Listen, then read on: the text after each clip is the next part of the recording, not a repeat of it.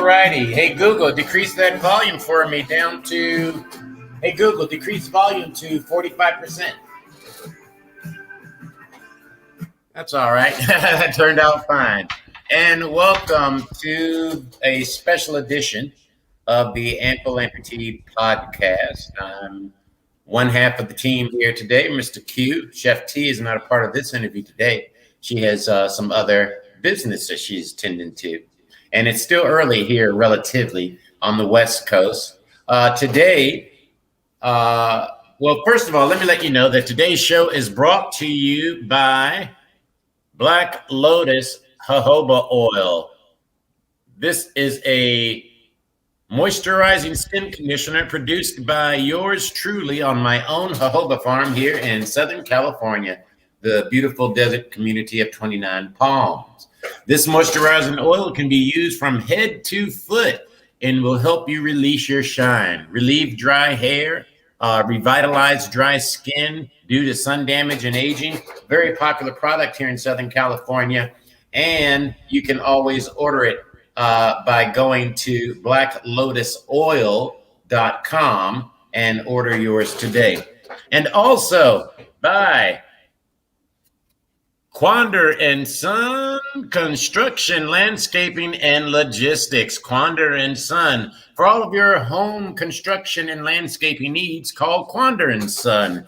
760-553-3617. Quander and Son. Happy to lend a leg. All right. And those are our sponsors. So you might notice that they have something in common. I own them all because I'm paying for all this. Yeah. All right. And I don't mind. Well, today, brothers and sisters out there, we have a beautiful brother joining us from the UK. Two-time Paralympian, is one of his many accolades that he has acquired in his life. And I'm happy to have with us today on the show, Mr. James Owen Roberts. Brother James, welcome. Thank you very much, Eric. Thanks again for having me on the show. Amen, brother. Amen. Hey, tell us where you're coming from, man. I live in glorious North Wales, so I probably live in the best of both worlds. I'm about 45 minutes from the mountains and about a 30-minute walk from the beach. So it's probably more like Northern California. Oh, I dig it. And now tell the people a little bit about what you do, about your disability and what you do. Okay. My disability is that I was born with my amputation. So you're a limb difference. I'm saying the other way around. You got limb loss. I have a limb difference. So my disability is medically called femoral dysplasia. So I don't have my femur bone, so the top portion of the leg, and I've got a small tibia and fibula, so the bottom portion of my leg that's attached to the hip. And my business is obviously as an online transformational coach specializing with helping other amputees transform their lives. So be it looking at proper routine or regimen around exercise, nutrition, and the one we're probably going to talk about today is obviously their mindset of getting them to be in alignment with their goals down the line of, okay, I want to lose, for example, say my marketing thing is 10 to 30 pounds. Well, you've got to get in alignment with that, of that individual that you want to create, of being 10 to 30 pounds lighter. And obviously fitness is going, the industry as a whole is going in that direction of, creating habits and behavioral changes with people, because ultimately that's what is being the issue all along, is people are not consistent, are creatures of habit, of if anything becomes difficult, I'm going to revert back to what is easy, what is comfortable, and that's human nature. We're programmed to be able to find the easiest way out, and with living in a modern era that we do, obviously it makes it a lot easier to do that. Of, okay, I've not had success in the past, what do I revert back to? The tried and tested. If I failed numerous times, I've Right. got nothing to go on. So Yeah. you can't. I can't blame the person coming to me or judgment. They might say that I've got judgment of them, but be it if you've tried tens, if not hundreds of different things and had the same results, you're gonna have low confidence, low self-esteem because everything that I try is failing me. Thus, your identity becomes that behavior. It's as opposed to if you were to have, and we talked about this a bit before we came on air, of having a little bit of success. Oh, I've got some momentum now. Okay, what I'm doing is successful. I'm seeing results. Obviously, everything with that would go up. Self-esteem. Okay, I like how I feel. I like how I look. Yeah. Your confidence is going to go through the roof. But because of everywhere that you look, be it Facebook, Instagram is probably the worst of the lot because it looks at everything that is materialistically better about an individual. I know amputees will say that I don't use comparison. It's like, well, you do because be it if you're looking at any Facebook group that's out there for amputees, that person's journey is their journey. So if you were to compare against it, that's competition that doesn't actually serve you. Because if you're not be able to distinguish between what is comparison and competition, it's going to bite you in the ass. Because I actually had a client that actually did this. He was looking at, I'll use the American Facebook group because it's probably the biggest one of the lot. Oh, I like what so-and-so is doing, but I can't do it. Or I'm not there yet. It's like, well, okay, let me stop you there. It's all well and good to use me, and I'm coaching you. I can show you how to be able to use that to the betterment of yourself. Because you can come to me and say, James, I like this trait that you have, that trait that you have. How do I achieve that for myself? We can deconstruct that and go, okay, we can put you in a positive direction as let's construct it for you so it works for you. Right. Because there might be little bits of that trait that you don't like, or there's an aspect of a trait you want to have more of. There might be a case of somewhere in between, and you can actually make that yours. And then obviously then you can then turn competition to you in your favor, because it's like, well, okay, I want this. How can I utilize this into my day-to-day life? And we go forward, as opposed to, and what I told him was, well, you can't do it because me as a coach, I can see that subconsciously, and I told him this, that's kicking you in the nuts. You might not be aware of it, but little by little, you looking at every man and his dog, as we say over here, as what they can and can't do. For the majority would be what they can do. That's knocking your confidence, that's knocking your self-esteem, and little by little, obviously, you could end up in a dark place. Well, I think you said a lot there, and I love the idea of comparison in wellness versus competition. I think that's really important. And what I found in life, well, I'm operating from a perspective that kind of says, okay, before we got on there, we were talking about life pre-amputation and post-amputation. Now, of course, there's going to be some differences, I think, with your situation, being that this is only body you've ever known. Okay, and we're going to talk a little bit about that. But for those that are dealing with the limb loss, my thought is that you are who you were. I mean, in a lot of ways, the core of who you are is who you were. And that your amputation, just like they say, a guy with money, if he's a guy with money and he was a jerk before, he's going to be a jerk after he get the money. If you had low self-esteem and you had a defeatist attitude prior to your amputation, it is dangerous to carry that same attitude into your amputation. Now, we all as human beings have our idiosyncrasies and our doubts and our self doubts. I think that that's natural. To some degree, I think it's normal and healthy so that you can challenge yourself to rise to the occasion, which I know that physically you've had to do. I think that too many people are just too easy on themselves, I think, and don't just push themselves. And I will believe in myself or act like I believe in myself, even if I don't.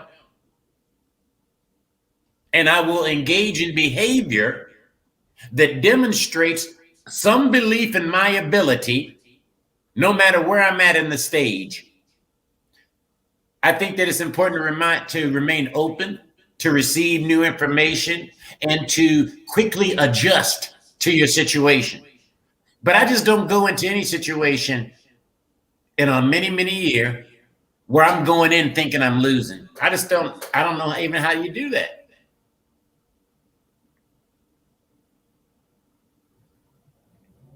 Well, that's a difficult one because if that's what you have always ever known, and we go really way back. I'm talking about probably Childhood. maybe at like child adolescence of Yeah. I did a Facebook live exactly on this of because if your family isn't nurturing or caring, Mm-hmm. you don't know what belief Right. actually looks like. So I would agree with you in terms of belief is very powerful. Uh, Religion talks about hope, but it's having the conviction to go beyond that. You can go in a space of fake it till you make it. Some people don't agree with it. Some people do. Yeah. I'm Right. probably have both feet in both camps because Yeah. it will serve you if you've not done something. Well, what if I portray that I know what I'm talking about, but I go away and learn it in the meantime? I know what Right. I'm talking about in the long run. Uh, Obviously, for the ones that don't agree with it, practical and having the knowledge to be able to do it firsthand, to be able to kind of showcase what I've done. Every dilemma, problem, and situation you've brought to me, I've already faced it. So really, all I should have to do is reassure you to kind of go, okay, if I take you by the hand, if there's gonna be some trials and tribulations, there's gonna be some difficulty along the way, but let's communicate that along the way that if there's any problem, however big, however small, we face it together. And I think I've learned that over the almost 7 years that I've been coaching. I've got better at that. I've been able to see what somebody deems as a red flag. Okay, I kind of go, okay, let's solve this in week one, as opposed to 4 weeks down the line or longer to kind of alleviate some of that distress that you're going to face. Because ultimately, it's overwhelm because, and this happened to be one of the clients, he went the opposite direction of what he wanted to do in terms of he had a bit of weight gain. It's like, okay, do you want us to talk about it? Because I don't want you to quit or to throw in the throw in the towel because that doesn't serve me and that doesn't ultimately doesn't serve you because that's a behavior that we want you to get out of, and then we go from there. Mm-hmm. That person ended up losing 30 pounds in 3 months, but he had one setback which could have been major.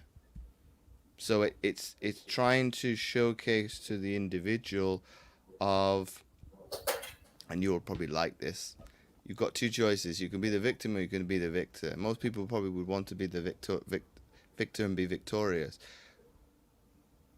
But that all starts with mindset. It's having that aspect of being able to challenge your habits, your behaviors, your moments of self doubt. Because obviously, you said everybody's got it. I'm no different. You are no Right. different. It's just being able to, how much do I believe in that thought I'm having? Right. Which I'm one not, is gonna am I gonna allow to dictate this moment?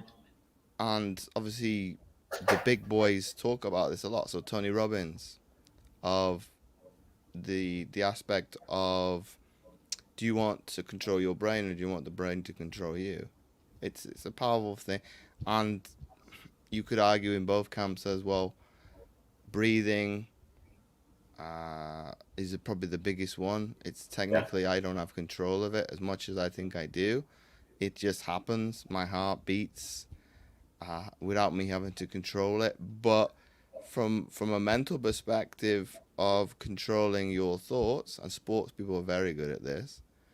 Of any else aspect of self doubt creeps in. Do I really want to feel that? I'm got very, very good at it in terms of, well, okay, these setbacks could occur, but do I really want to contemplate them being ever present? Not really. Boom. Bye bye. It's like the principle of what do I want to invest in? Do I want to invest my time and energy into that negativity? Kind of actually probably having already experienced what those thoughts render, or do I want to make an investment and maybe take a challenge and take a chance? Actually, that's what that is. Take a chance and invest in something different and go a different way. This is what I want us to start talking about now. You were talking about how your environment portends to one's, mental health and wellness as they are progressing through life. Okay. Mm-hmm. Um, when you're a kid and you seeing the other kids and they got two legs and they're running around and they're playing football over there, what in the hell made you say, Mom, Dad, I'm gonna do that and I only got one fucking leg? That's a good How'd question. you how'd you have the balls to say, all right, I'm gonna do this, and now I'm gonna not only am I gonna do it, I'm gonna do it at an elite level. For me, that's what I wanted to do. So for people ask me this in many different ways, but because of being in an environment that is, I'd probably say both my sides of my family, very hyper competitive. My friends, very sporty. So naturally for me, it was, you don't want to be excluded. You want to be inside that clique. You want to be in that group. So for me, with having one leg, it was, okay. I know that I'm different, and I probably did this since early in elementary school. Right. Let's sit on the side and watch, observe, and maybe look at people's face. I've never actually put word it this way. Look at people and see them make mistakes. How do I then do it for me that it works for me? And I did that on the jungle gym. I did that in the playground. I found a way to adapt. It didn't matter if it was, kickball's probably the better example. People would use that as a disadvantage. Oh, you're gonna get, if you kick the ball, we're gonna get you out. Or if uh, I'm on the defensive end, oh, it's gonna be easy to score over James because if you kick it up high enough, he can't Yeah. catch it. I've quickly silenced people like that. I say, okay, I've got friends that are gonna, okay, if I kick it, they'll run it. Right. Thus, the dude could be the fastest person in the group. If I boot it over the fence, it doesn't matter. It's still a home run. That's right. So I think it's kind of challenging those prejudice and point of views of, yes, I've got it. I'm at a disadvantage. So what? Of to progress to the elite level, I wasn't scared of the uncertainty. It was, I want to do it. I don't know what's going to happen. I did face probably setbacks of being dropped from programs, but I had a good support network behind me of family, performance directors that believed in me. It didn't take until I probably made my first Paralympics that I kind of got, well, I'm here. Yeah, James, I'm more than capable of holding my own at this level, and I think probably up until that point, I'm probably faking it till I made it because it's like, well, I don't know any different. I know a lot of people that have done it, and I want it for myself. So it was probably that playground perspective of, well, I'm not gonna judge myself any. I know I'm different. I'm gonna have to maybe think outside of the box. Hey, but let's take this future and see what happens. I think it's a wonderful thing because uncertainty is whatever you make it. It can be negative, it can be positive, and I think people are probably quicker to go of what if in terms of could go wrong as opposed to what if, Goes and right. it's because your total aura towards that is totally different. I didn't do it in Absolutely. a tonality format, but oh, what if this goes wrong? I'm gonna be Right. a little bit sheepish, and my shoulders are gonna drop, and see my chest isn't gonna be puffed out. As opposed to if I went, what if I can stand up tall, my chest is tight, and I've got some conviction, and ultimately away we go. And you know what I have experienced. You know, I've shared this several times. I grew up as a fat kid, and that's the greatest thing that could have happened to me because I learned at the age of, I guess, 8 that, oh, okay, I'm a little chubby kid, and kids could make fun of me for being that. So I better be, first of all, I better love myself. At 8 years old, I'm telling myself that. I better love myself and know that I'm fucking dynamite. And that energy carried me through all the way through my life.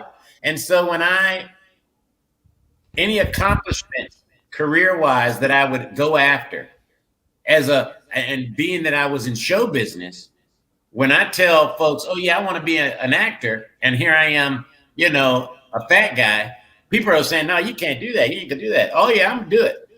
And not only am I going to do it, I'm going to do it better than most people around me. I just had that mentality, and I did, so that you can't deny my talent. You couldn't deny it. So what does that do to you, the observer, saying, man, look at that fat guy, and he's doing that thing, and I didn't think he could get cast in that role. But why, man? And for me, it became natural.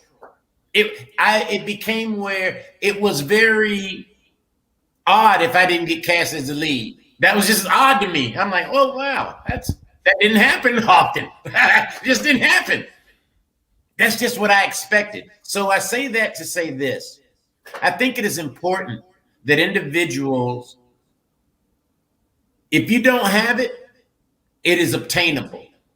To develop a positive mindset to where you can set a goal, not know exactly how you're going to get there, and just get started.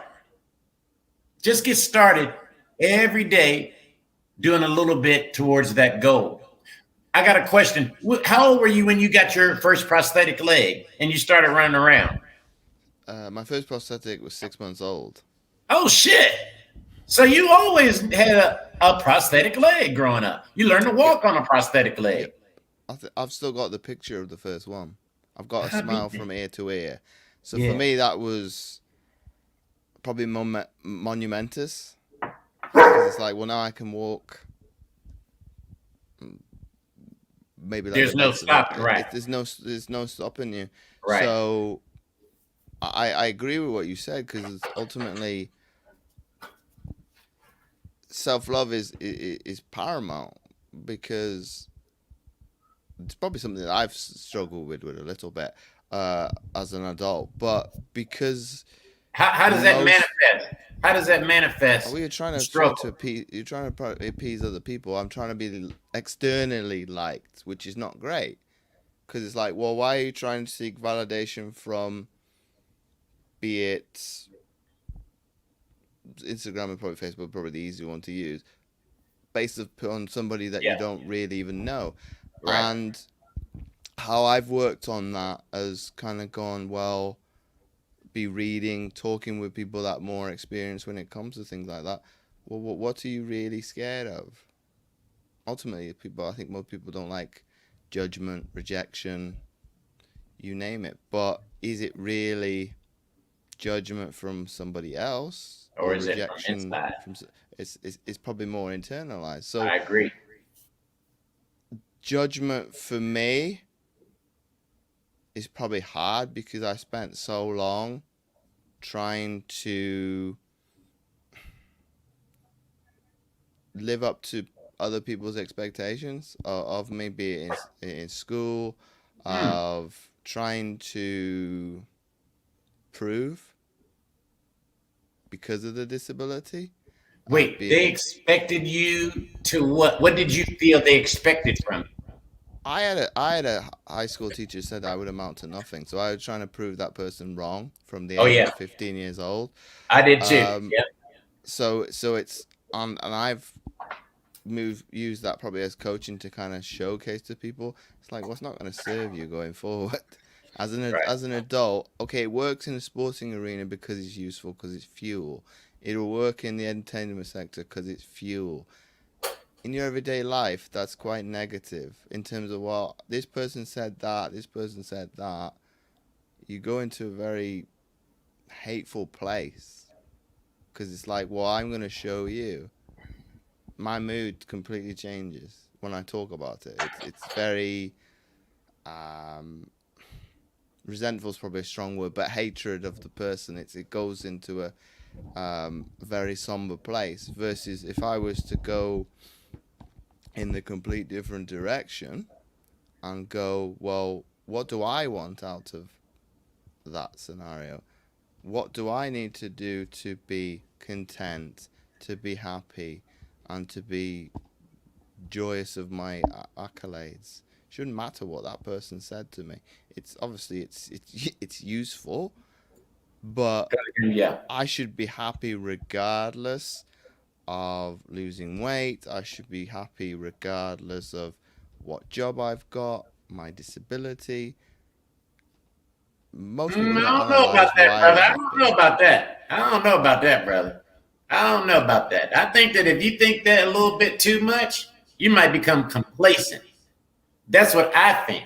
And I think that more people are apt to become complacent rather than saying, and it's all about your perspective and how you approach it. And then, this is how I do it.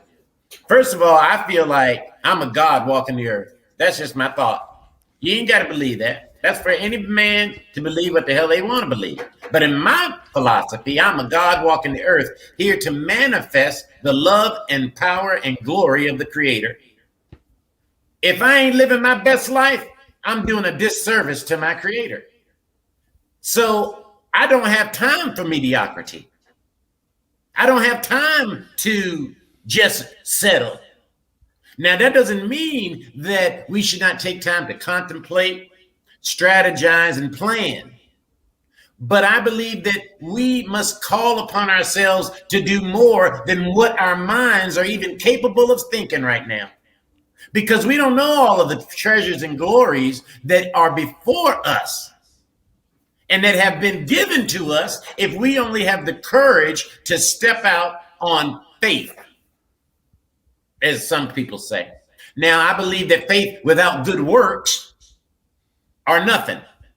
So, whatever your disability is, whether it be a seen or unseen disability, you have a purpose and you have a great calling and opportunity in your life. I determined on the first night of my amputation, this will be a blessing. This is a blessing. Even if I don't see it right now, I'm going to make it a blessing. And if it ain't, I'm going to fake it. Why? Because to do less is a disservice to my essence. So that's why I was saying, if you feeling down, man, your amputation got maybe a little something to do with it, but you really got spiritual work that needs to be done. That is not to disregard the actuality that you ain't got a fucking leg, hand, arm, foot, leg, whatever the fuck it is. We ain't saying that. That's real. But what it is a vehicle for you to manifest your greatness. If you choose to see it that way. That's how I see it. Call more upon ourselves, brother. I look at guys on the. I am in a period of uncertainty. I love that you said that earlier. I'm in a period of uncertainty in my life, and it is interesting, and it's gonna be all right. And I'm reticent to say I love it, but I kind of do, and I tell you why. Because it's another opportunity for me to show how bad of a motherfucker I am. So I love this challenge, this obstacle that people would seemingly say is an obstacle. Let me put it that way. I just don't look at things as being obstacles. It's an opportunity. Mm-hmm. So whatever uncertainty, and I just won't go into the specifics of it to protect certain people's privacy. Whatever uncertainty I'm experiencing right now, I just look at it as an opportunity to express my badassness. And I encourage our listeners to do the same thing, because I think your life is a testimony to that. Because I can't do what you're doing. I ain't even fucking try, bro. I'm going to be honest with you. That ain't my thing. I'm going to do what I do. And I'm going to be the baddest motherfucker doing it. That's the mentality I feel we must adopt, and especially in our community. You were talking earlier about one of your clients, and I was telling you how this guy on Facebook was writing to me, and these Facebook groups, I'm observing these motherfuckers, man. There's a whole lot of mewling and crying and whimpering and shit. Man, who got time for that? Ain't nobody got time for that shit. And then who wants to be around you? You got to really ask yourself these questions, man. I was telling this guy, I said, man, I've been reading your correspondences here in the group, and I keep hearing you saying what you can't do. Who gives a fuck? How about you make a list of everything you can do and just focus on that for a while? To me, that's easy. I understand it's harder, easier said than done. Make it easy. Well, what you're asking the person to do is not difficult, making a list. You could virtually, for argument's sake, we'll give him a little bit of utilizing the wrongs. List down the things you can't do, and put a column next to a list that you can do. And this is an exercise I do. One of my clients do. The exercise is called the circle of concern versus the circle of control. Circle of concern versus concern versus circle of control. Okay. So we'll use that guy on Facebook as the example. So of all the things he said he listed he can't do, would be your circle of concern. Okay. And then I'd get you to go, well, how much of those can you actually control? And you start crossing some of them off. So give me an example. Give me an example. From an amputee perspective, okay, say I'll use the client in question. He didn't want to disturb his wife going to the bathroom at night time, either hopping or going with your wheelchair. I said, well, okay, I get that you don't want to be in that particular predicament. However, let's look at it from a different perspective. The amputees have got an advantage. The other disability I can think of off the top of my head is a wheelchair user, that you can discard the prosthetic. That is an advantage. Say you got a blister or pressure sore, you take it off.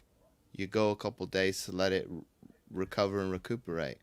That's an advantage. Cerebral palsy, can't do that. MS, you name it. Those disabilities have got to live with the pain and tribulations day in, day out. We've got an advantage to go. That's something that you can control. And I do it a lot. And people kind of go, well, what if you can't wear your prosthetic, what do you do? Well, do I need to go out? Yes or no? Can I go in a wheelchair? Yes or no? Can I go out on my crutches? Yes or no? Yeah. There is a solution to that problem, but it's having obviously obviously hindsight's 2020, and having another person's perspective to kind of shine a light on it, to kind of go, okay, that's not really a big deal. You're making it a massive big deal because you've got the blinkers on and you're going into tunnel vision. Right. That's the problem of being in a victim mentality. That's very difficult because it's like, okay, my problems are 10, 100 times worse than Yeah. anybody else. Right. That's not the true. You don't know Yeah. how many thousands of people are going through the same ordeal. However, if somebody else to kind of goes to show you a different perspective or a different viewpoint on it, yes, a light bulb moment goes off of, I didn't see it that way, James. Okay, it's not as big a deal. That exercise with my client alone, his were to do with disability, to do with finances, to do with work, and it gave him a different perspective to go, well, as much as I want to control those uncontrollables, I can't do anything about it. So be it one was to do with his court case, it's got resolved finally, but that was weighing heavily on him. Can you really control? Can you control that? Right. Right. No. What's that prayer? Them alcoholics say, God, the Serenity Prayer. Give me the wisdom to know what I can't control, and the difference to know that. Hell, know what I can control and what I can't, and know the difference between those things. Yeah, that's very, very key. Very key. What you can control. Okay. It's been, and I think going a step further than that, it's been okay with that. It's Yeah. accepting. Right. This is probably the big difficult one. Yeah. Is being okay with relinquishing control. Right. Everybody doesn't want to do that. It's like, I'm like that. It's like I want to have, you and I have a business, so relinquishing control is very difficult. I think I'm the best. Right. And I did do this with a client because he was procrastinating with one of his work issues, and because you were asking me about my habits, it's like a traffic light system. Well, it is a traffic light system. So anything that is going to be a lot of energy expenditure wise for me would be a red, because it's like, well, I need to set aside, if it's a massive task of building something out, like program wise, I need to set aside 3-4 hours so I do it properly. Thus, I know if I was not to do it proficiently, that's a massive red, because it's like, well, it's stressing me out. It's making me feel worthless. Thus, it's a red. And sales calls used to be like that for me. It's like, well, every time I need to speak to someone, I need to sell something. That's not the case. It might be that person's not a good fit for me, and vice versa. It's okay for you to say no to me. I work in an industry with very, very difficult people to tell the truth. They want to sit on the fence. It's like, you can't, the amount of no's, if you know that were the case, you'd be okay with it, because I probably hear more no, and I think even in construction is the same thing. You hear lots of no's. And with this client in question, he was putting off writing out contracts. I was like, okay, if it's a red, why? Because it's boring. It terrifies me. Okay. 5-minute conversation, he went from a red to a green, because I'm the best that I do it. If I delegate it, it's not as good as me. And obviously, I just said, well, it might be that you need to orchestrate your to-do list. It's more for the ladies. It's very rare a man has a to-do list, but they do. And what he was doing was putting them in a series of priorities. I was like, well, that's all well and good, of putting, well, I need to do this, this, this, this. But the thing you're putting at the end of the day, sorry, is something you want to put off, you're not going to do it, regardless of how important it is or not. That's why you put something that is going to be easier at the beginning, at the day, because it's like, well, okay, if this is going to be hard, I'm going to get wins at the end of the day because they're easy. If you do it the other way around, if I have easy wins and you're not able to garner momentum, oh well, I put this thing off. I put it at the end of the day so I can put it off. So be it, I'll put it off to tomorrow, put it off to next week, put it off to next month, put it off to pretty much never. It'll never get done. So I got him to go through the traffic light to go in. Well, okay, what am I really terrified of? Right, really, right. The person he was actually dealing with knew quite well. Okay, that conversation is quite easy because if you know the person outside of a business transaction, the conversation shouldn't be awkward and it shouldn't be difficult. It will naturally come to a conclusion of either you work together or you don't. And Right. if you're the best that ever did, coming back to your God's creation and what you said, well, that should come easily to do that. But where people are scared comes back to the rejection and the judgment of, Right. I deem this not to work out because, like, what if? Well, if you put it off, it's never going to happen. So what? How would you know any different? I did this at the beginning of the year. I put my prices up. And that's a scary thing, I know, for us to do, to raise our prices, given this economy. How did you work yourself through that fear of putting your prices up? I already know the answer, but you got to share it with the audience. Well, I cancelled the original call with the person because I was trying to avoid the rejection. That person ended up signing up, and I was fuming with myself. I was like, well, you've put it off. You've cost them time and progress because of your own insecurities. Right. And ultimately, if it comes down to this, and it was a fellow coach told me this, of it's the other person's insecurity of the rejection. It's their idea of how they view coaching, how they view the result. It's not on you. They're not rejecting you as an individual or you as a business. They just can't see that future. For me, that was amazing. It's like, okay, they're not rejecting me. It's just they can't see themselves succeeding, which is has nothing to do with you. It's nothing to do with me. It's just right. That's something I probably have to work through as well, because it's like, well, I want them to succeed. If they can't see it for themselves, what am I not communicating? Right. So I understand that. It does come back to the rejection and the judgment. What am I ultimately seeking?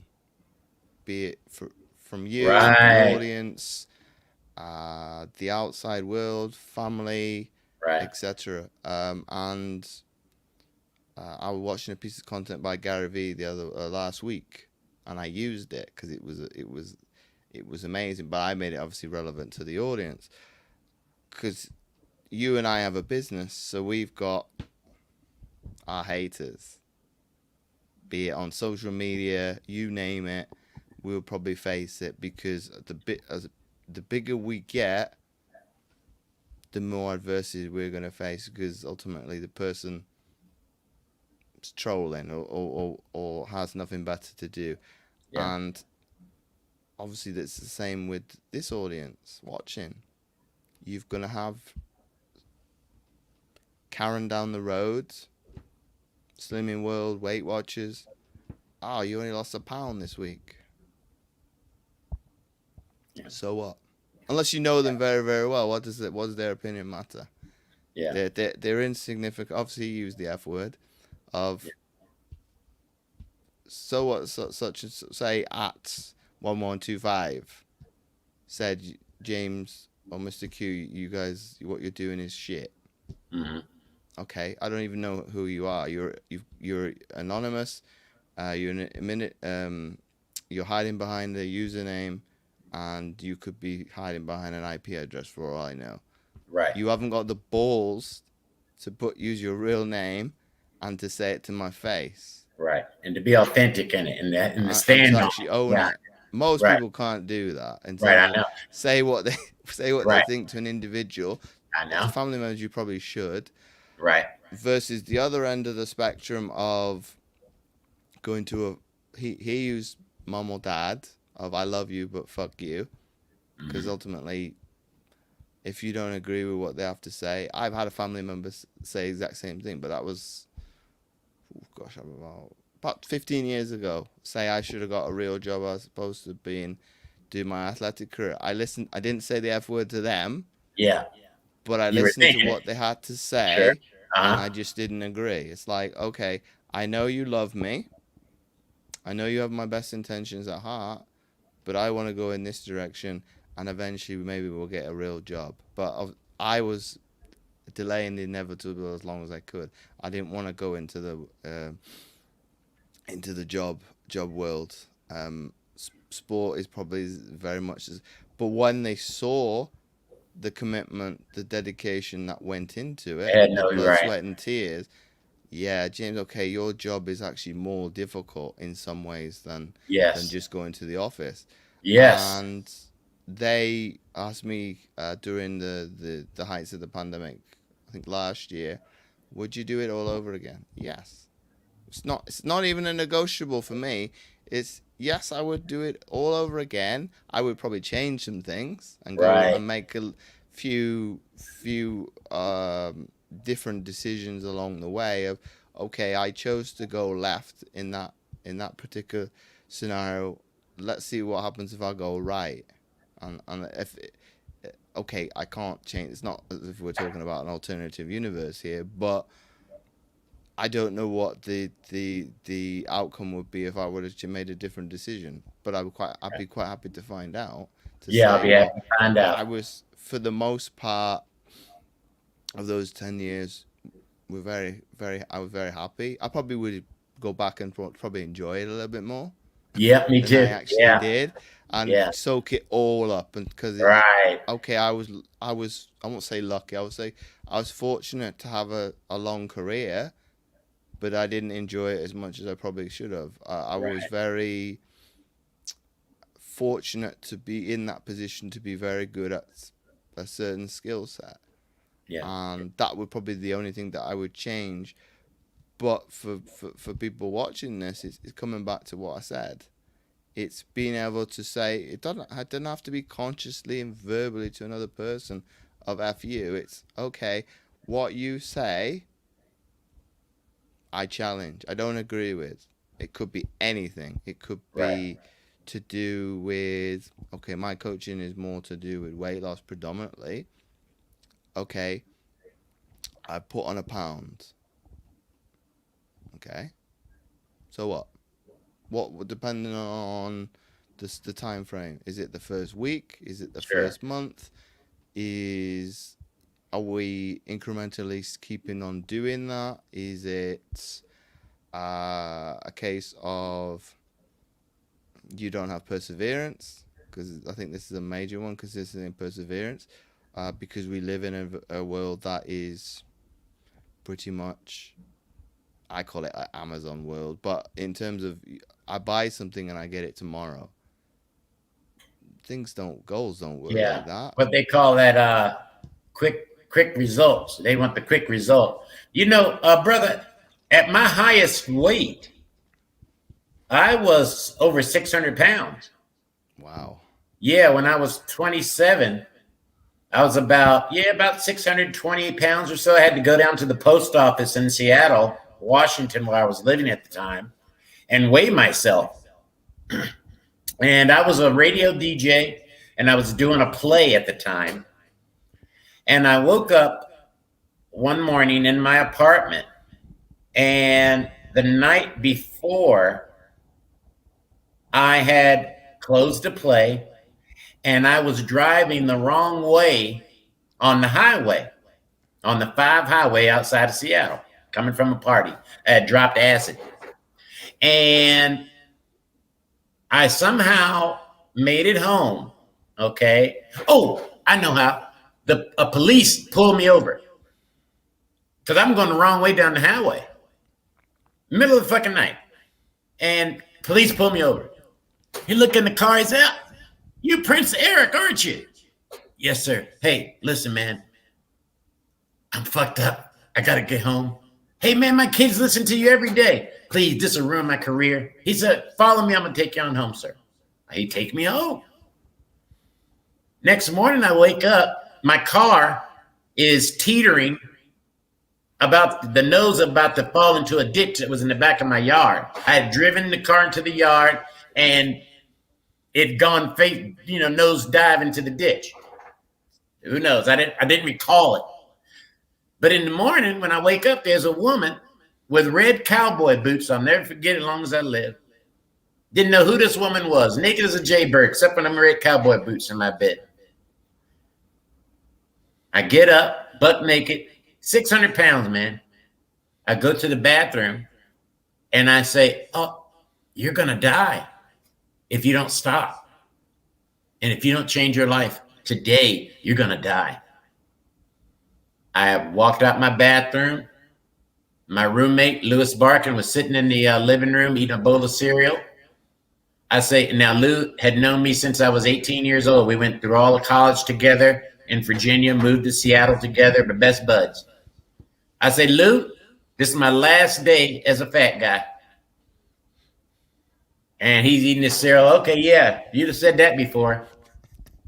And he said, within one, and he'll tell anybody this, he said, in 1 week, I saw the difference. It was unlike anything I'd ever seen Big E. That's what my friend called me. Anything like I'd seen him be before. My entire relationship to food changed like that. It just changed. And it was not hard for me to lose weight. And that was when I was 27. And I'm 51 now. And very rarely will I get over 220 pounds.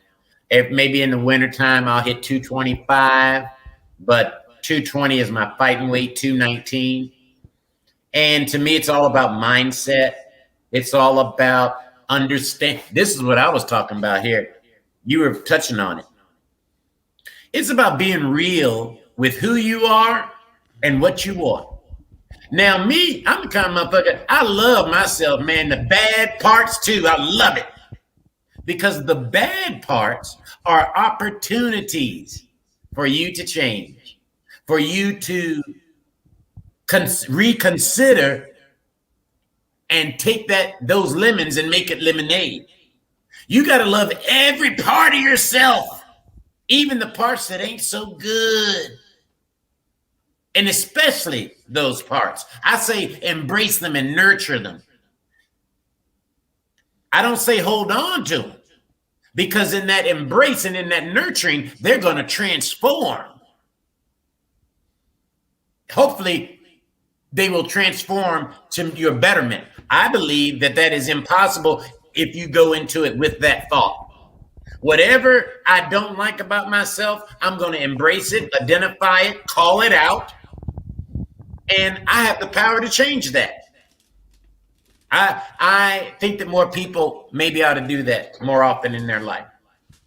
Now, we started this program talking about habits. And now, as we're wrapping up, I'd like you to just briefly share with us 3 habits that you have in your life that contribute to your success, and 3 habits that you feel most people watching can input in their life and experience change almost immediately. Okay, that's a great question. The 3 that I utilize is, the first one is probably structure. It's not surprising that I was quite a high level athlete, and it's something that I've taken from not only my collegiate days and my sporting one. I've implemented. You and I are probably the same in terms of businesses have got structure. We know exactly where we need to be, where and when. But how somebody can utilize this in their everyday life is you could structure your meals that they're pretty much bang on the same time every single day, 7 days a week, 365 days a year. Obviously, there's going to be some flexibility around the holidays. The other one is something that is built into my schedule from a structural point of view, and it comes up every single day on my phone, of the three things that I'm grateful for, and those could change every single day. And why that is in place is so that, be it however big and small, however the day has gone, good or bad, you could look at it from a point of view of, okay, I've got a loving family, I've got a roof over my head, the basics. Yeah. That's a win. Of If we used it from a weight perspective, the weight on the scales isn't moving, and my clothes don't feel any looser, but I feel better about myself. That's a massive win. That's something to be grateful for. And then the third habit that I've got is, willingness to better myself, as you put it earlier in the episode, is willingness to always to learn something new, to learn something from a conversation, to learn something from social media.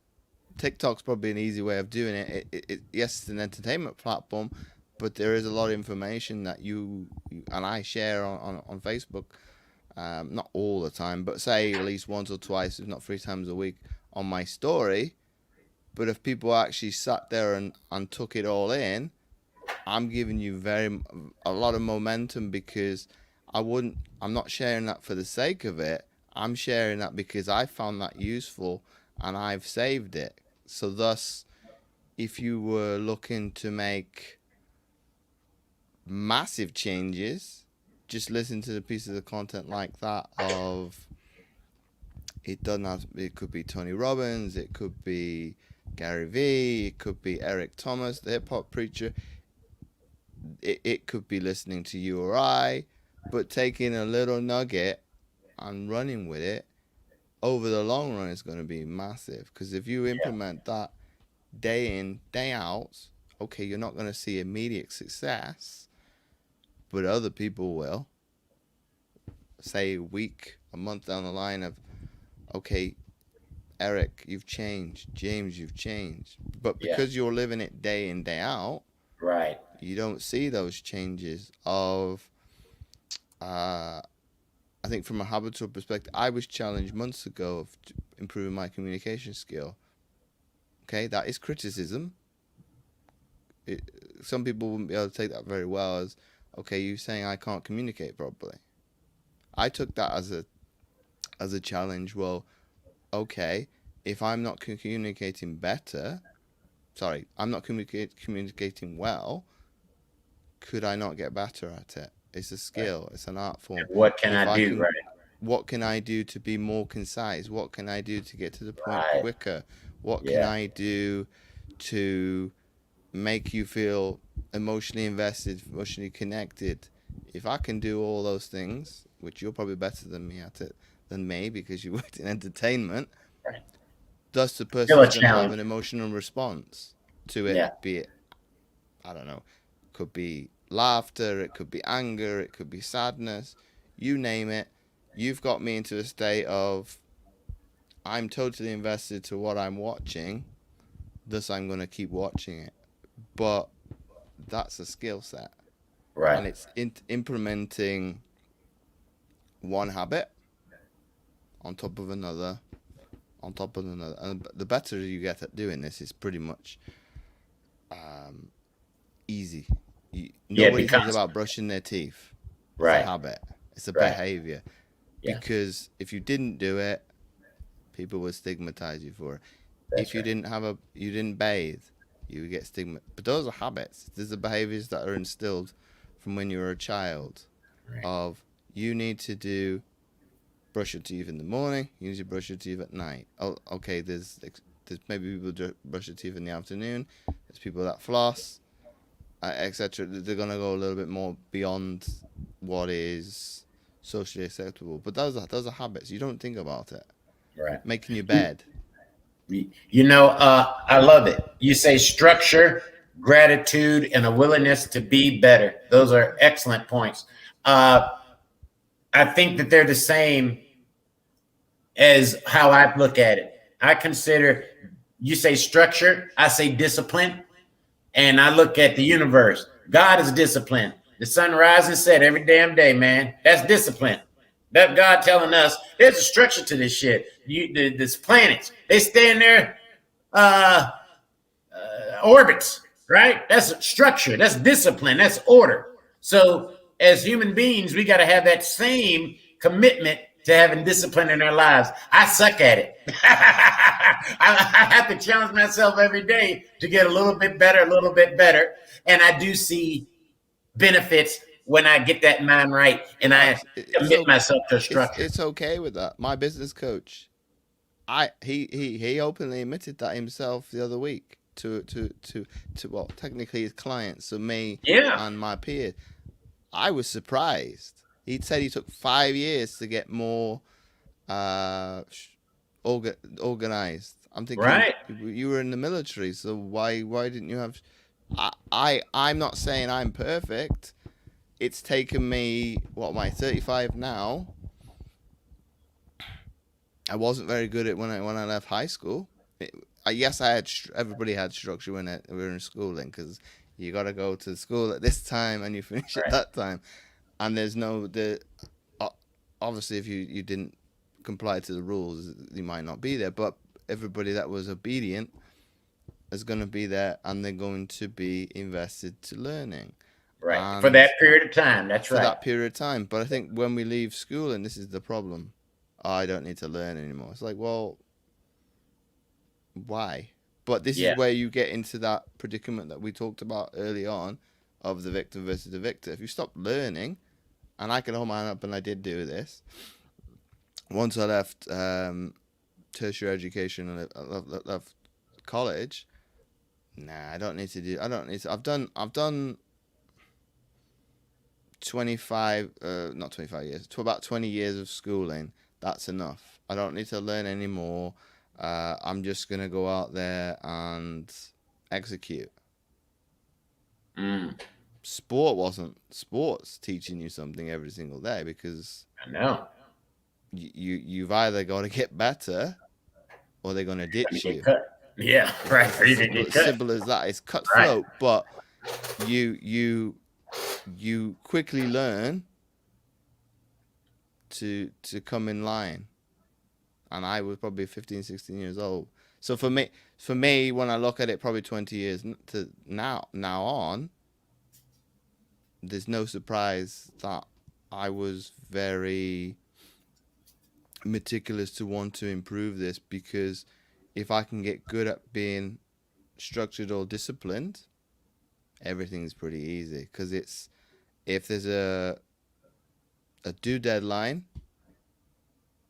I could be more prepared and get it done earlier. I can be prepared, and I rarely did this one. I could ask for an extension because of circumstances that are somewhat out of my control, because I'm out of the country, because I'm on a training camp, but we have the internet. So, but my particular college I went to has improved that. So if you were missing lectures, it's recorded. If you were to miss any sort of material, you'd get it. So I had to improvise, right, and think outside the box. Yes. But you won't. In this, there is a calendar to my right, so that's technically not true. But I would meticulously go from the start of the academic year, put alongside my training schedule, competition, and plot them. Okay, is there going to be any conflicts? Right. Is there going to be anywhere where that I've got to maybe get ahead of this? Is there anywhere that, well, sport was obviously the guiding factor, but to see if there was anything that, okay, do I need to be prepared to speak to somebody ahead of time to be able to get the materials? You know, I'm probably lucky that with that one, but it does come back to what you say. It is disciplined. I see it more times than I'd like to, with a lot, pretty much, probably 60, 70, maybe even 80% of people are lacking consistency, discipline, Yeah. structure, focus.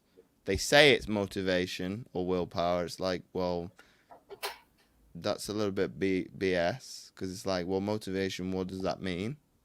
Because your definition will differ to mine, to differ to somebody watching, to, well, okay, let's put that under a microscope and you tell me what you mean to get out from motivation. So it might be that you haven't got, and I did speak to a gentleman that he saw that as a question, and he's like, well, I can't give James the same rhetoric as everybody else. I need to go away and think about, what do I want to learn out of mindset that's going to help me or serve me.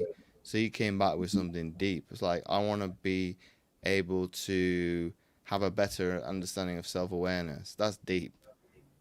Because to be able to look at every action that you do, I'm not saying do it every single day, because that's going on obsession, if not compulsion. But if you're aware where you're making repeatedly, and I don't want to use a mistake, say you deem it as wrong, repeating habits that you don't want. You don't want. You could, Yeah. Okay, what am I doing that is contributing to that result? Okay, I'm going into the kitchen and I'm binging. Well, what actions are causing you to do that? Is it, I don't know, it could be stress, work, pandemic. What is the trigger for you unconsciously making that outcome? That's awareness. Wow.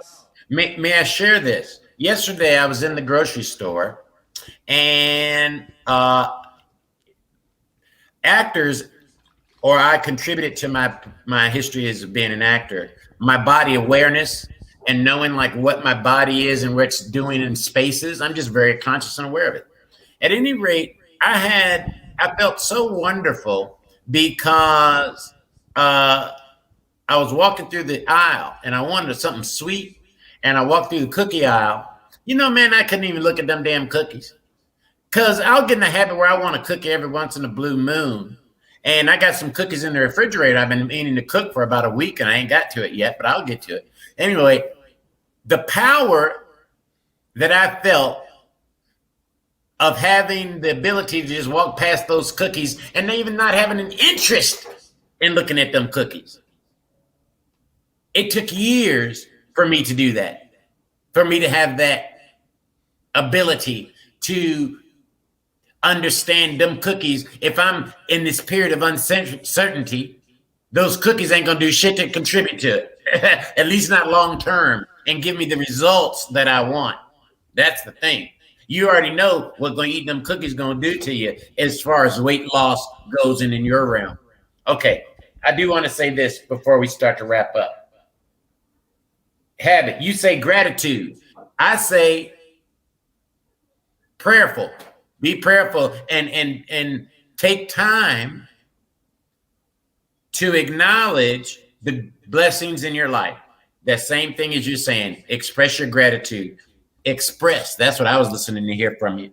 Make sure you demonstrate through your action acknowledgement of that gratitude. So, for example, if you are grateful for the home that you have, make sure that home is clean. Demonstrate your gratitude. If you're grateful for the food that's on your plate, make sure that food is healthy food that you're utilizing to edify your temple. Maybe. Okay.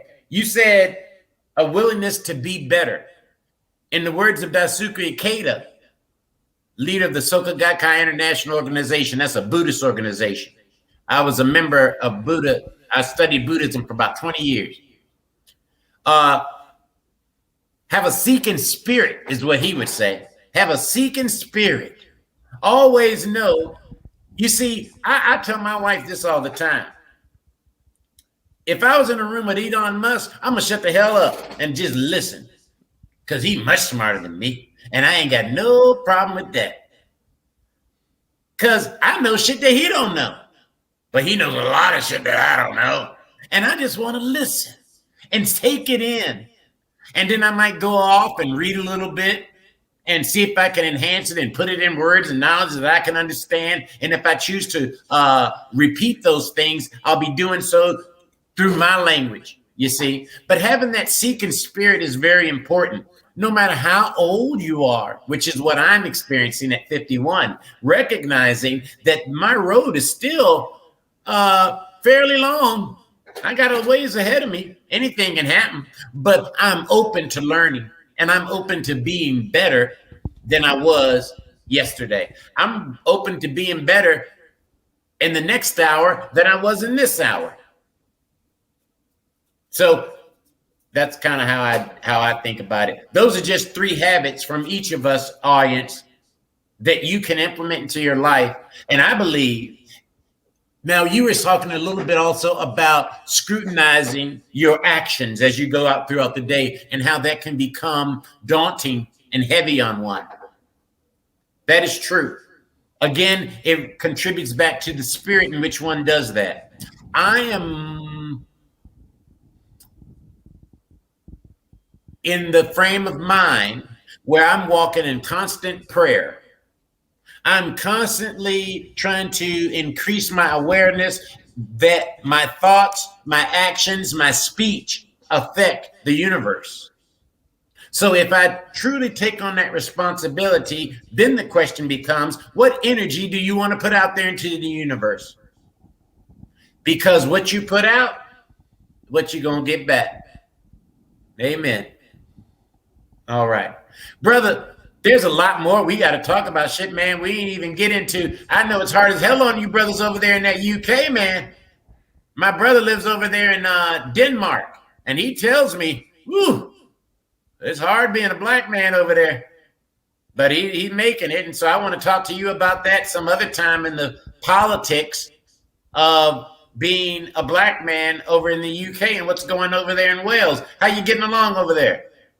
Well, I think I don't see it as, I think you and I are very much in synergy, irrespective of the age. There's a lot of things that we agree upon.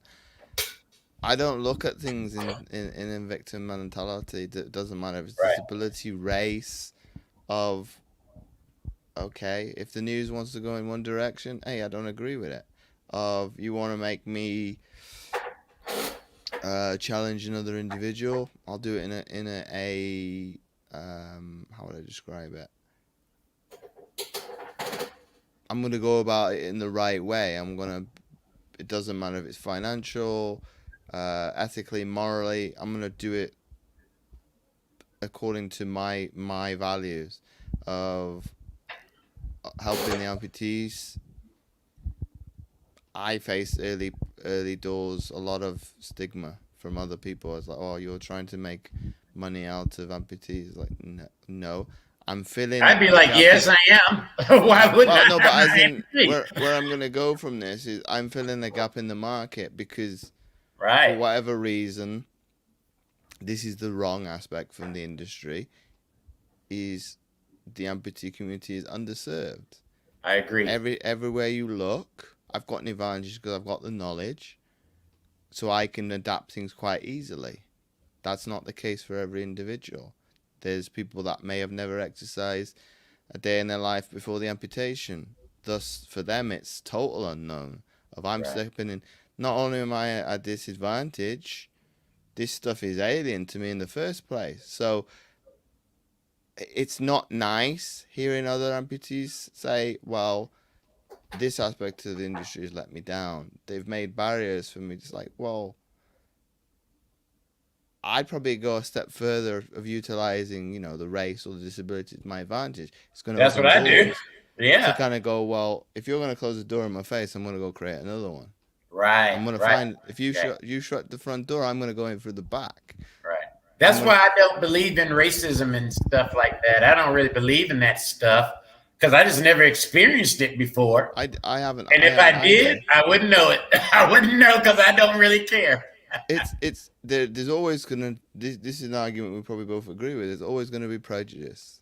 There's always Sure. going to I'm be prejudiced. somebody. Shit, I ain't gonna lie. I'm prejudiced. I got my own prejudice. So I ain't gonna lie. Because we don't like something about somebody for X what number of reasons. Right. They've got too much money. They're egotistical. They're okay. Politics aside, we'll put them obviously. They can't relate to you and I. They're on like another planet. Sure. Thus, it's not going to be a problem. It's like if it's going to affect me day to day, we'll look to resolve it. If it's not something that's going to move the needle, Right. as I'm reminded in business a lot, is it really worth worrying about?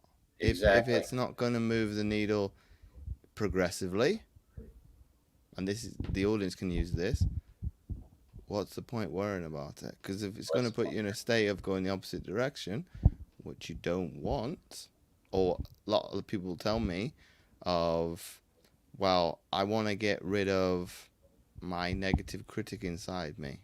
I want to not feel negative emotions. Well, you haven't got an understanding of either of them. I'm honest. I'm the same. There was a couple of months that I wanted to be anything but low. But I was reminded, well, hey, 70% is okay. It's not perfect, but if 70% is your 100% today, hey, that's good enough. I hear you. I hear you. You know, when you say, when you were saying just now, you want to get rid of that. Some people say, "Oh, I want to get rid of that critical voice." I like my critical voice. It inspires me to evaluate and to make sure I'm on the right path. Now, the question comes: how much power does that voice have on you? Same thing as when we're talking about the external influences, when we're talking about race, politics, and shit. It's about, for me, how much power am I going to allow? That's the operative word. Allow those things to have. And if I am truly the God of my universe, then I can choose to reject those things. I mean, it's cool. It's cool, man. And if that's an unwise decision, guess what? I take the responsibility for ignoring it, because the universe is going to deal with you if you don't deal with it. So it's fine. It's going to work out either way. You're going to confront the issues that you have to confront in any given circumstances. They cannot be avoided forever. Well, they will always come back. I think that people want everybody wants the how. They don't want the why.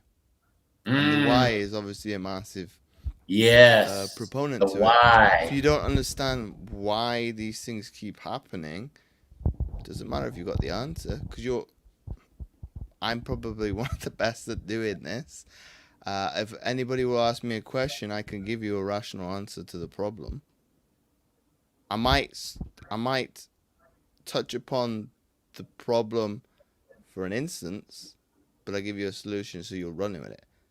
However, you've not really dealt with the so say, I don't know, you got financial troubles. You need to look at the why is that scenario coming up? A lot of people got issues with money. I'm not talking financial. I mean, just speaking about money. Yeah, their relationship to money. The relationship is the problem. Right. I had that kind of issue. So when people say, I have that issue, you need to face that. You need to be open with your family members to talk about money. I openly asked what my family, both my parents are retired now, how much did you earn? They don't want to talk about it. No, just throw out a number. They give me the honest answer. I'll disregard whatever currency it is. So be it the pound sterling, US dollar. At the end of the day, it's a number. But it gives me incentive. It gives me, I can't be complacent, as you put it earlier on. It's a target. Right. I'm not saying I'm going to achieve, what was it, 60. Say it's about $75,000 a year. I think exchange rate. I think it's accurate. That's quite a lot of money. Yeah. I'm not saying I'm going to achieve that this year, next year, 5 years time, but I'm going to do it. So this is where I think as a coach now, I couldn't give you an answer of how did I get from A to B in sport. It just happened.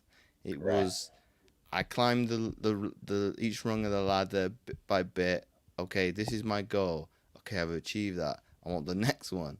How do I achieve it? I just do it.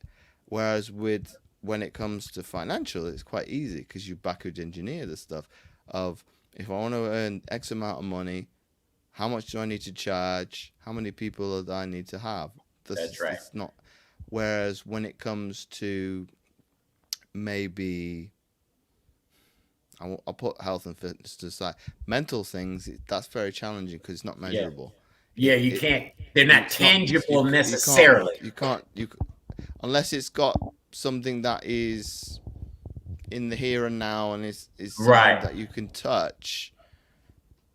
I think that's why people want materialistic things. I want a massive big house. I want to Right. have a luxurious car. I want to have the American argument is $1 million in my bank account. Right. But at the end of the day, is that going to make you happy? The Right. answer is no. Right. And many There's a people massive have shown problem. us in time that the answer is no. But see, I'm dealing with that actually. I like to spend money. And I like to spend money because I got it. And so what I am committed to doing this year is not spending so much money on just because you got it, to really focus on saving and creating that legacy for my child. Now, my child is taken care of, don't get me wrong, but I can do better even. And I'm setting some goals of things that I would like to obtain this year financially that I have to save, or I got to make a shitload of money at one time, which I'm sometimes good at.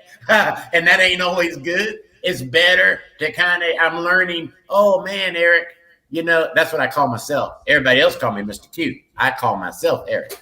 But Eric, when I'm talking to myself, you got to start socking this money away because you're 51 now, buddy, and your earning days are realistically shorter now. I'm going to die one day, and that time is going to come sooner than later. Yeah, but that shortening of time is a rhetoric that everybody's been told of. You need to go to school, you need to go to college, you need to get a job, you need to get married. There's a lot of people pushing back against that now because, like, I agree. Who said so? That has to be towards what you want, or be it.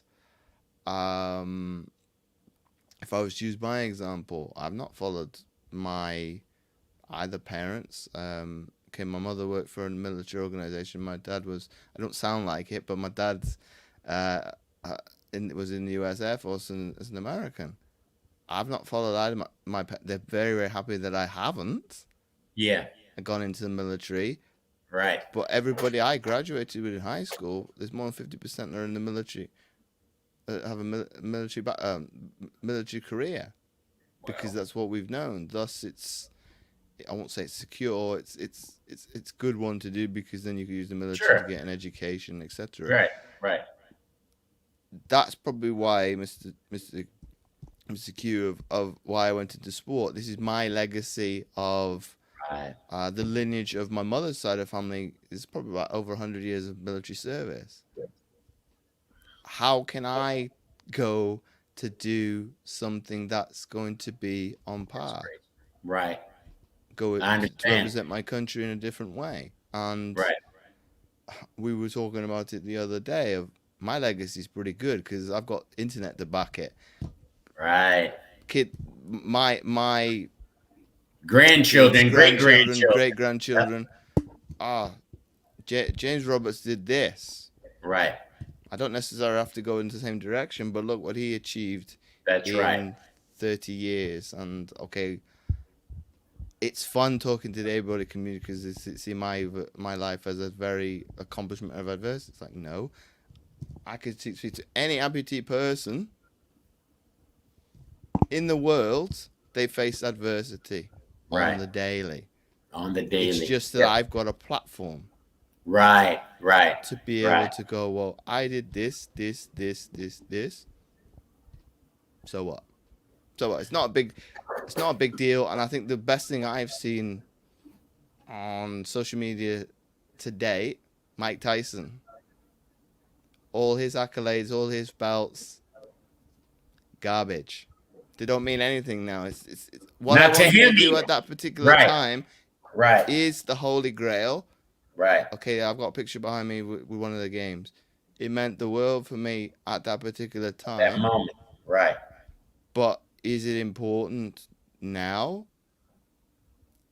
To me, only not really. To other as people, it fuels yes. you. Right.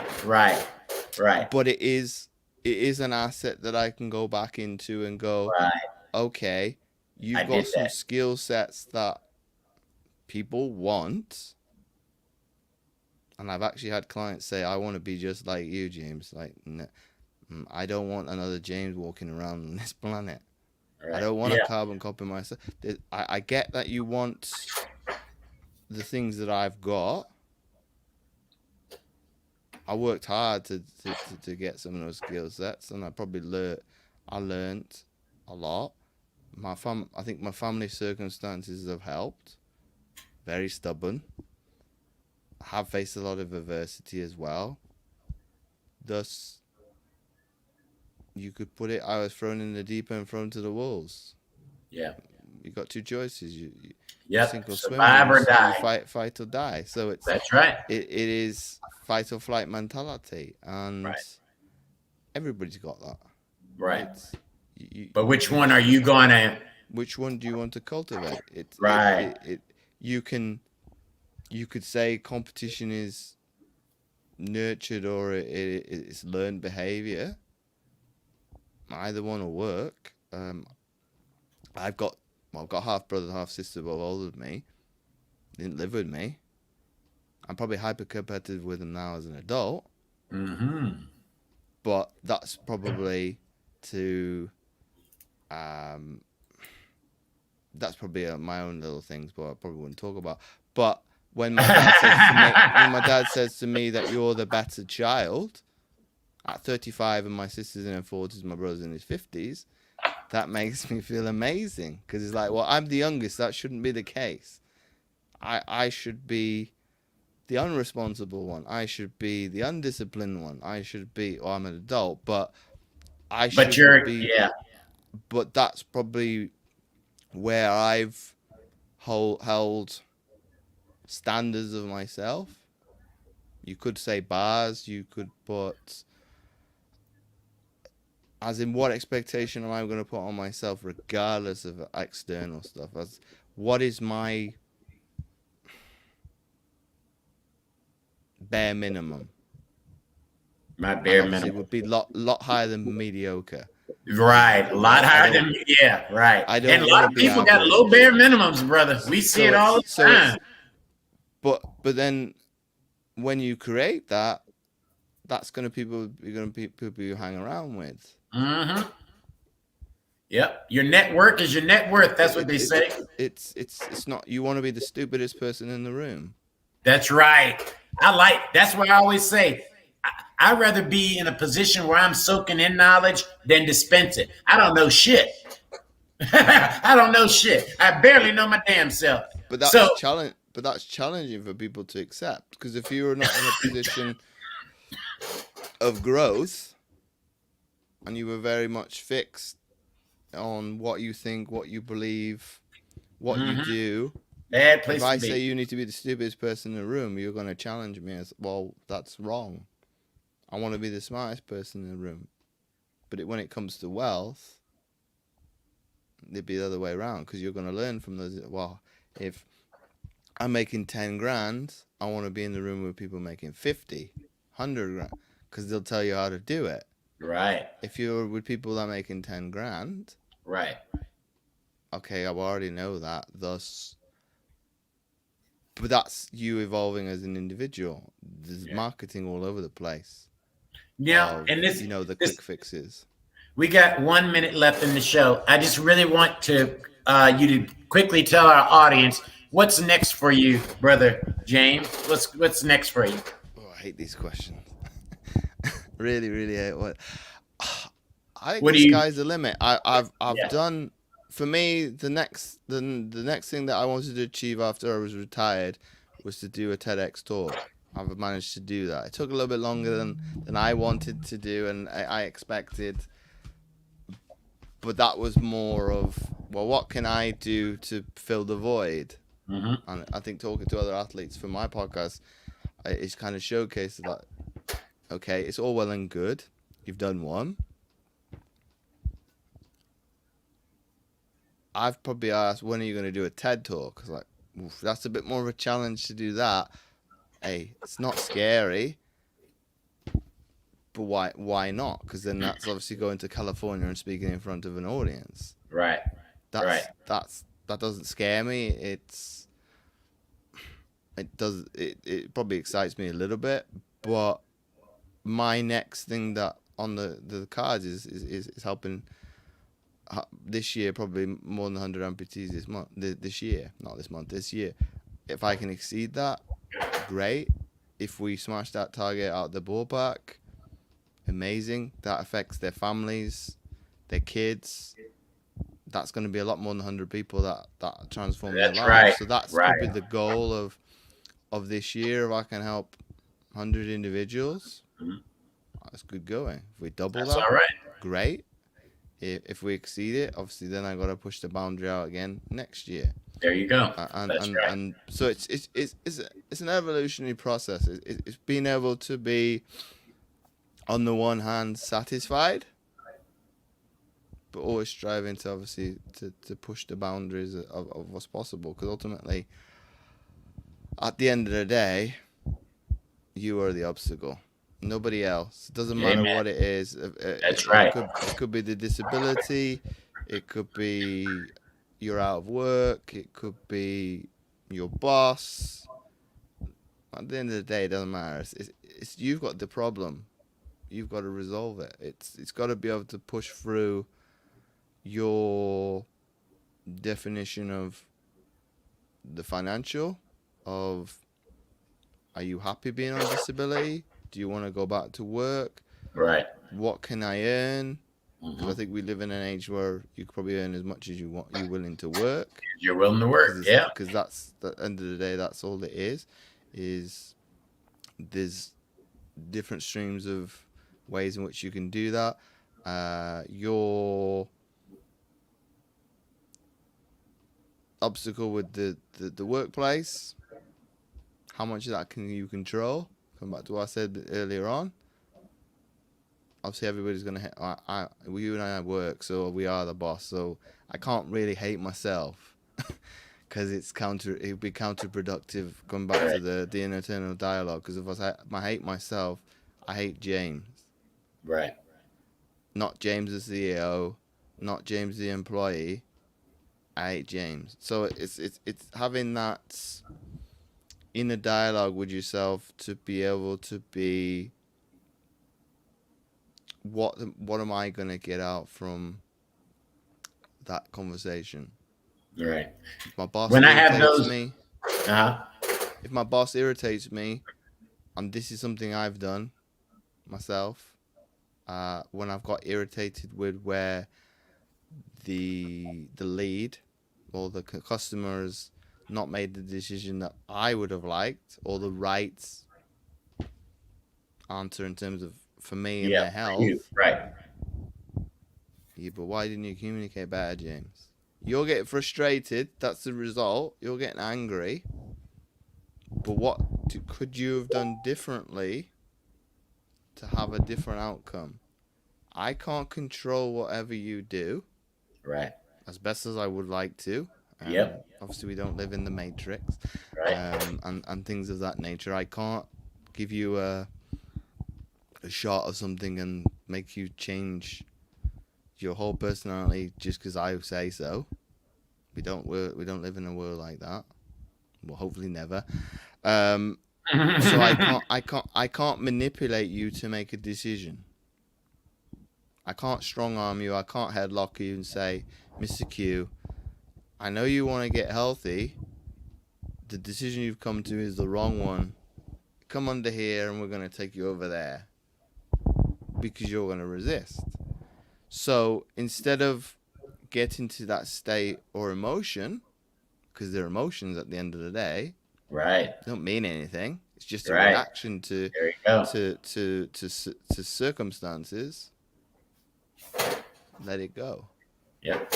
It's easier said than done when I'm talking about anger and frustration. Oh, However, it's, and these are like 4 powerful words that I heard just the other week. Can I control it? And let's end it there, brother. Can I control it? Brother, it's been a blessing speaking with you this morning. I'm hoping that we will be speaking again in the very near future. I just want to thank you again. I want to thank my audience. And we dropped a whole lot of diamonds on this road that we done traveled down. We hope that y'all will pick some of them up and incorporate them in your life. You can reach us. All the information is here in the show notes. We've been running it across the screen. Please tell the people your website very quickly. My website is www.jamesowenroberts.com. All right. So you go and check out Brother James. Brother James, thanks again, man. And I will talk with you again real soon. It's been my absolute pleasure. And thanks again, Mr. Q. Brother, it's been good. All right.